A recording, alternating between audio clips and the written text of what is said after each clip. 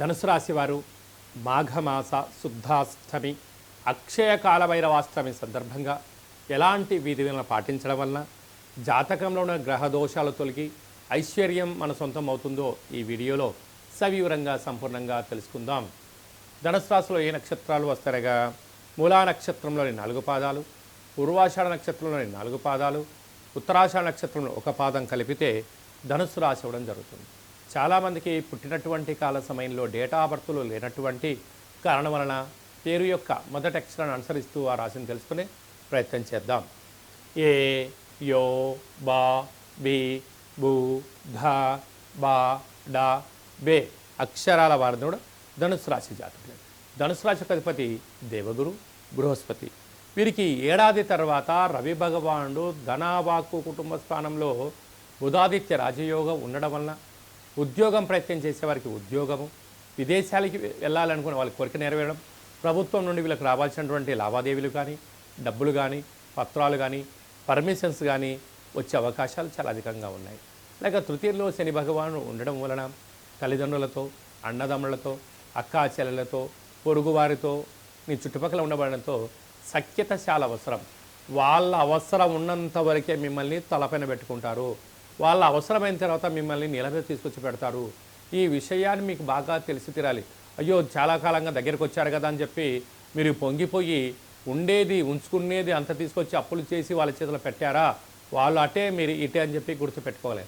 అర్ధాస్తమ శుక్రుడు, అర్ధాస్తమ రాహు కారణం వలన ఆరోగ్య పరిస్థితి అంతంత మాత్రంగా ఉంటుంది. నరాల బలహీనత, వెన్నెముక సమస్యలు, రక్త ప్రసరణలో మార్పులు, చిరాకులు, ఇబ్బంది ఉండే పరిస్థితి చాలా అధికంగా ఉంటుంది కూడా గమనించగలగాలి. పైన లావాదేవీల విషయంలో కూడా ఎంతో జాగ్రత్తలు అవసరమని చెప్పి కూడా మీరు గుర్తుపెట్టుకోగలగాలి.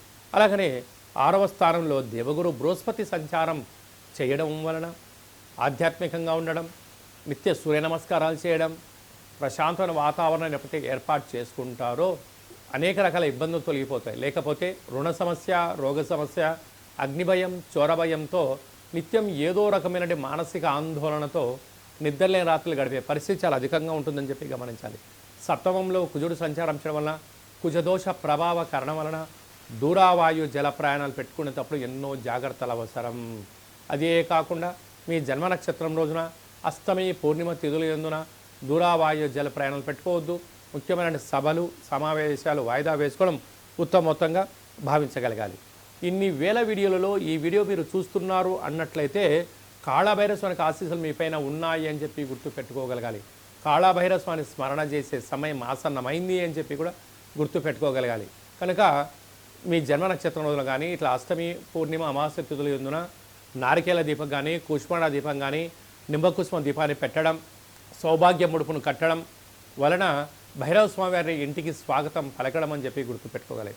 అలా స్మరణ తదనంతరము మనం ఏదైతే పనులు చేస్తుంటామో వాటన్నిటిని అడ్డంకులను తొలగించుకొని మనోధైర్యం చేత అద్భుతమైన విజయం ధనుసు రాశి వారి సొంతం అవుతుందని చెప్పి గుర్తుపెట్టుకోవాలి.